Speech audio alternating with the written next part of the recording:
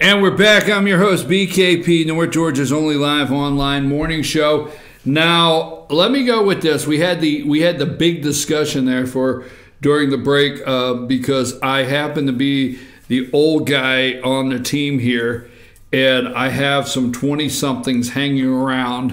They sit on beanbag chairs and, you know, they drink lattes and all that stuff. But anyhow, we got a couple 20-year-olds hanging around. Now, first of all, let me say in a serious note, these are great people. These are hardworking young people. So let me make that clear, okay? Our staff here, we're just really blessed to have these great hardworking young people, and they have opinions, and we want to hear that. So when I push everything together that I'm hearing in our studio this morning, it's like it turns out to be exactly what the Democrats wanted. Barack Obama, you know, did not intend, if you're 30 years old today, you got out of college at 22. Let's say you got out of college 22, right? And you spent the last 8 years, and Obama did not want you to find a job. Okay, and there's truth to that. Everything changed as far as opportunities for the generation now. Anywhere from 20 years old to 30 years old, there's a 10-year gap that opportunities did change. But I still don't believe, if given the opportunity, all right, there's people yelling, wait a minute, I know a lot of college kids that are servers in restaurants. I know a lot of college kids that are working nights. I know a lot of young people that are working. I'm with you on that, okay? It's not total. It's not total. But there's so many people that will not do certain jobs that we have no choice. They won't do certain jobs. Now, we have staff here that work very hard as servers, okay? I understand that. So I want to make sure there's no disrespect to the people that did do, and work very hard out there. But we have lost a whole group, okay? A whole entire group. Now, let's get past that, and let's look at would you, I want to know, would you send these kids home? Some of the headlines this morning, the Huffington Post, no deal. Trump denies he made a deal with Dems on immigration. Okay, no deal. All right, that's the Huffington Post. The Drudge, right at the top of the Drudge, Dreamers, deal confusion. That's on the top of the Drudge. The speculation mounts, this is from The Hill, speculation mounts about Ryan's job. Speculation mounts, but Ryan's job seen as safe. It's seen as safe. Speculation mounts. I thought speculation's mounted on Ryan for a long time, and he continues to seem safe. Seen as safe. We'll go with that. Then right there, agreement reached with Trump on young immigrants, Dems say. Trump said no deal. Interesting. Some Dems sizzle, others see their stock fall on the road to 2020. So that's The Hill. The New York Times, after Democrats report a deal on Dreamers, Trump denies it. That's interesting. Breitbart. Trump, Dems agree on DACA. Amnesty dawn. Dems declare victory as Trump caves. White House pushes back gently. Trump tweets, does anyone really want to throw out good, educated people? Okay. No deal was made last night on DACA. This is from Zero Hedge. The wall will be built. Washington Post. Trump, top Democrats agree to work on deal to save Dreamers from deportation. Now, Do you really want to throw them out? Do you? Now let me make a parallel that I'd like to hear your argument on. Okay? I'd like to hear your argument on this. I would. Because I don't want to hear anybody else's screaming and yelling on this. I want to do this in a very, I guess, methodical tone. In this country, we have due process. For who? Citizens. Right? Citizens. So the due legal process in this country was written for the citizens of the United States of America, not illegals. Okay? So that's one side. You can just stop there. They have no right to due process. They entered the country illegally. They broke the law. They need to be sent back to the country of origin. Right? You can actually stop right there. That due process in this country does not only applies to the citizens of the United States of America. Okay? Now, let's look at it a different way. Now, there's people out there saying you can only look at it that way. That's the Constitution. Let's look at it. We are here. The American people are going to have to accept we are here. Okay? Period. This is where we are at. In 2012, okay, deferred action for childhood arrivals. Barack Obama did this in 2012. He created immigration policy. You see, I've always thought, I hoped the Republican had enough spine and backbone to repeal Obamacare. But many times on this show, I told you that Obamacare is weaved into the fabric. Okay, the first attempt with the House, a lot of people called it. Okay, Rand Paul called it Obamacare 2.0. I was with Rand Paul on that, but I continually told you, if the President of the United States told Paul Ryan to push that through when they had the big thing at the Rose Garden and then told the Senate push it through, I was going to support it because Obamacare is weaved in the fabric of this country. I mean, once you pull a thread, your sleeve comes off. And once we weave something in the fabric, it's almost impossible to undo it. Now, you can do the Band-Aid method, just pull it off, done, and it's over with, not peel away from it. I thought the Republicans might have the nerve to just pull the Band-Aid off, repeal it, and get on with health care reform.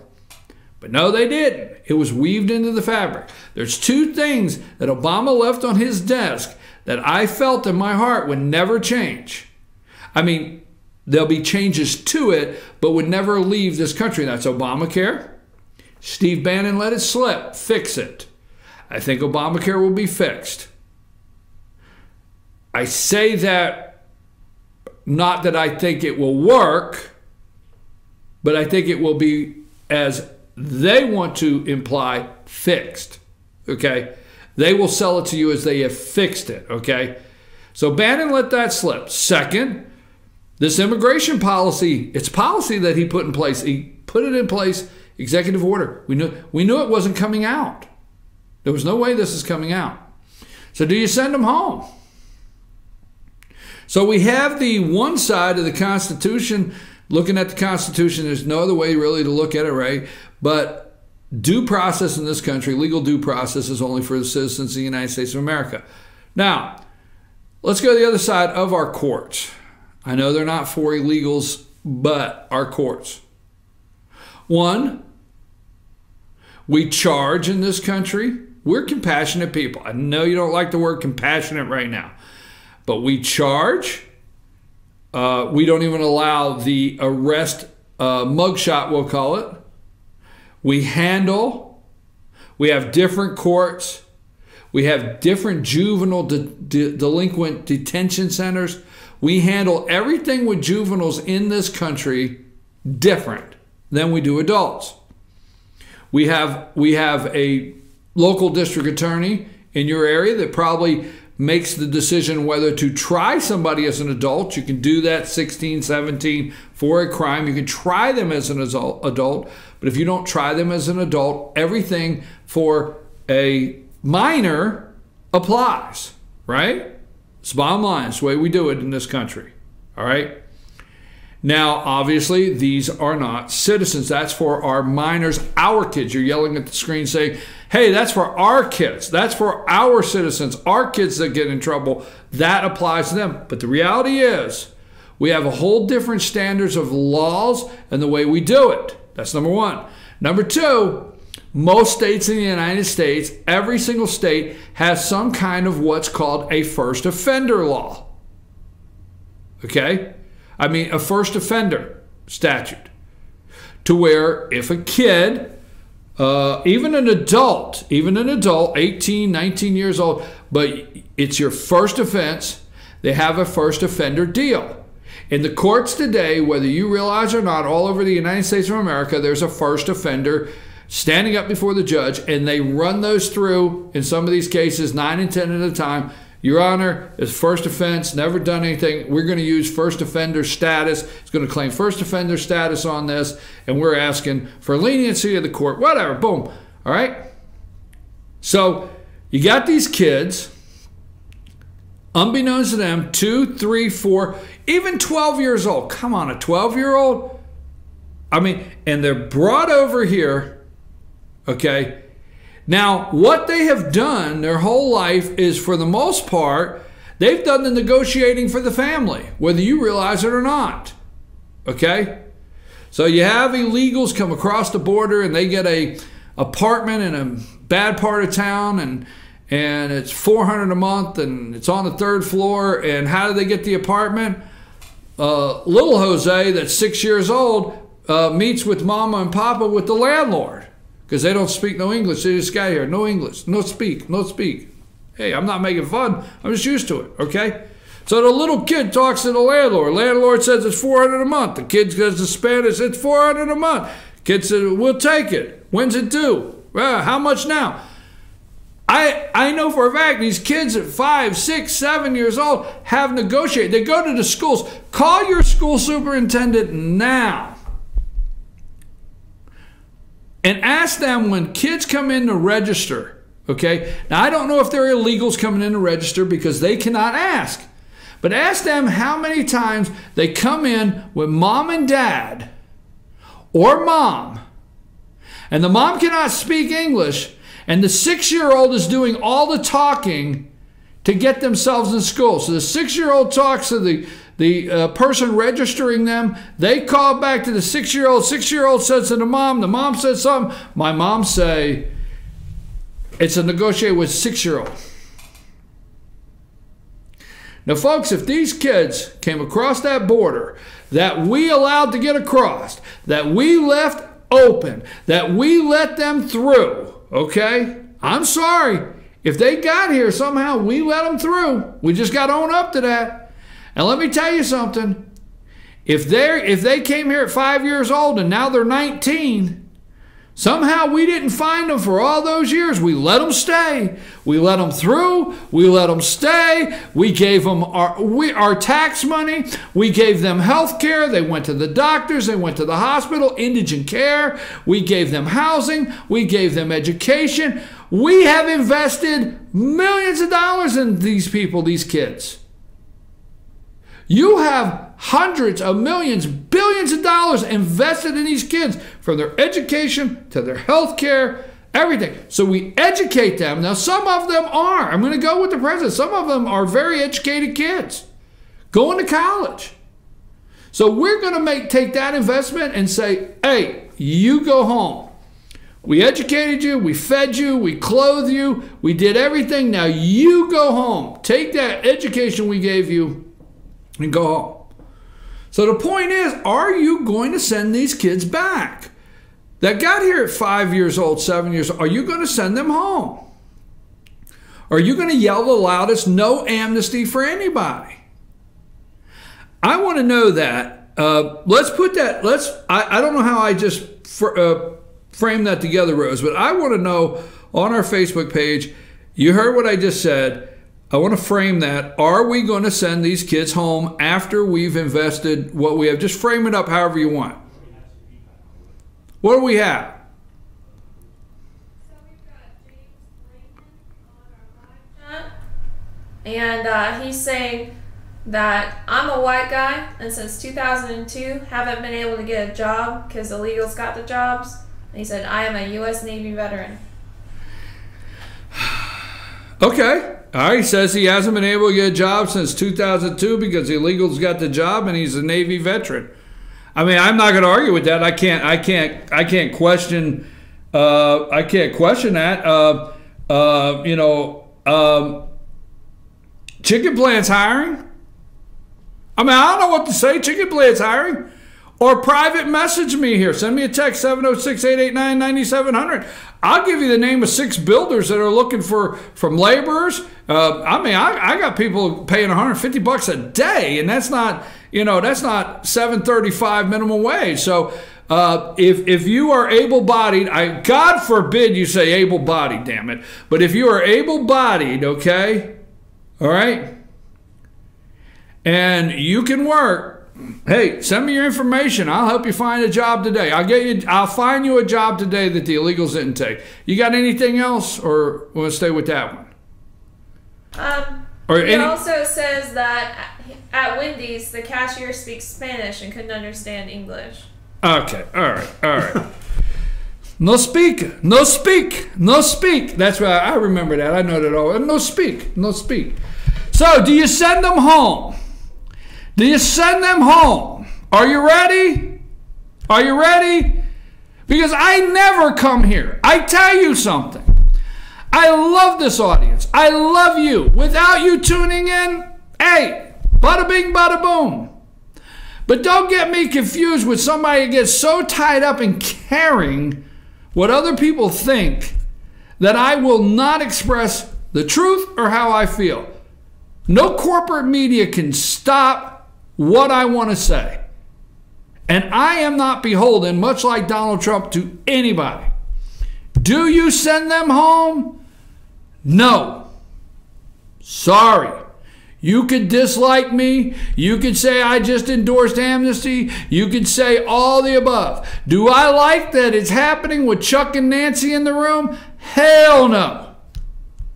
Do I like anything that's considered a deal with a Democrat? Hell no.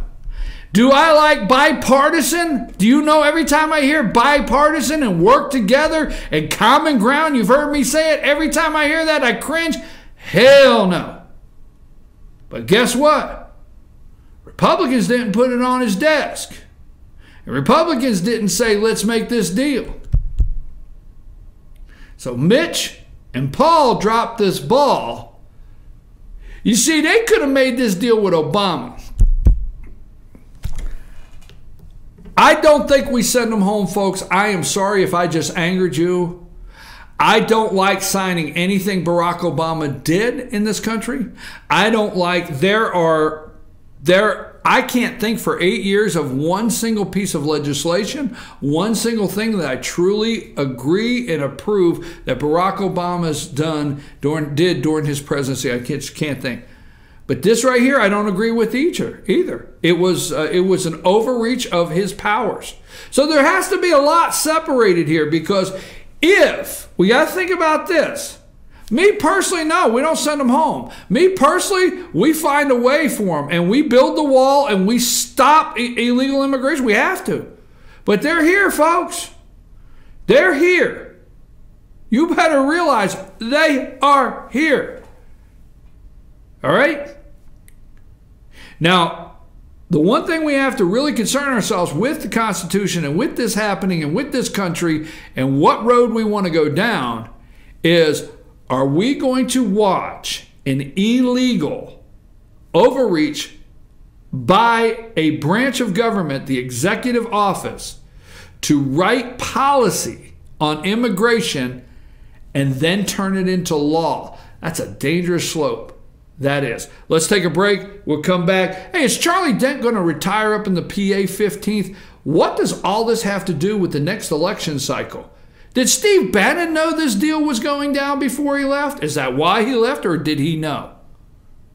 Take us to break.